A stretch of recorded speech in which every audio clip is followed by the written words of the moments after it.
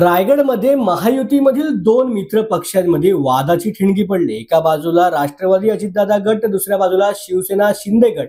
पालकमंत्री कोणत्या पक्षाचा होणार याकडे सर्वांचं लक्ष लागून राहिले। रायगडवासींना अद्याप पालकमंत्री मिळालेले नाही, मात्र दोन्ही गटाकडून आरोप प्रत्यारोप हे जोरदार चालू आहे।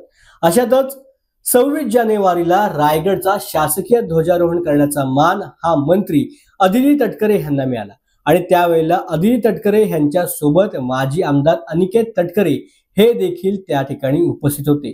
मात्र हाच आता वादाचा मुद्दा ठरलाय।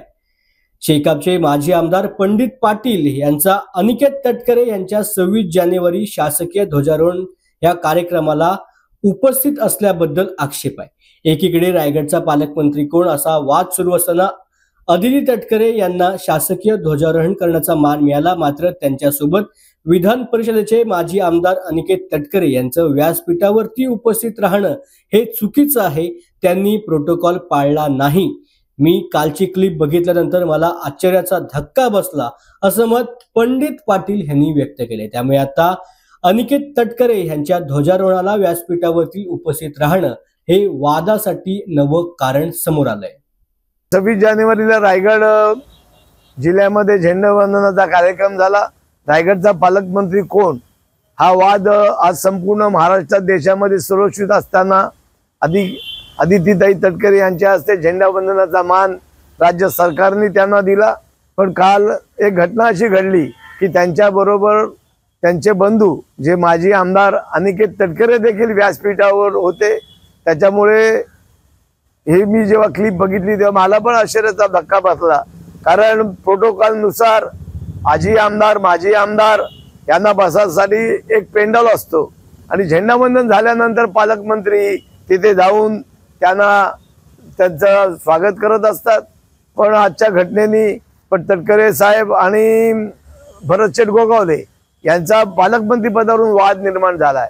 तर मला असं वाटलं की बाबा शासनाने अनिकेत तटकरेंसाठी खास GR काढला का, याच्यासाठी मी कलेक्टर ऑफिसशी आणि संपर्क कलेक्टर साहेब आणि RDC यांच्याशी संपर्क साधण्याचा प्रयत्न केला, पण ते नॉट रिचेबल होते।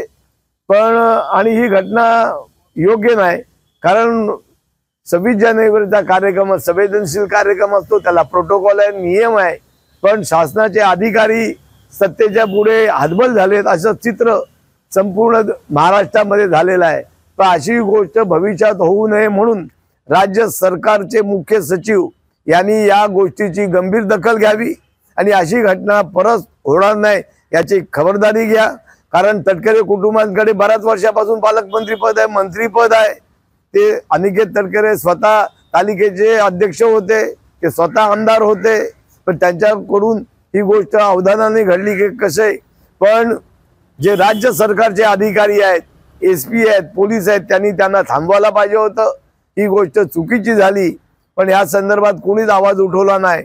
आणि अनिकेत तटकरे काय माझे शत्रूच आहेत, काय माझा काय त्याच्याशी वाद नाही, पण म्हातारी मेल्याचं दुःख नाही, काळ सोकवता कामा नाही।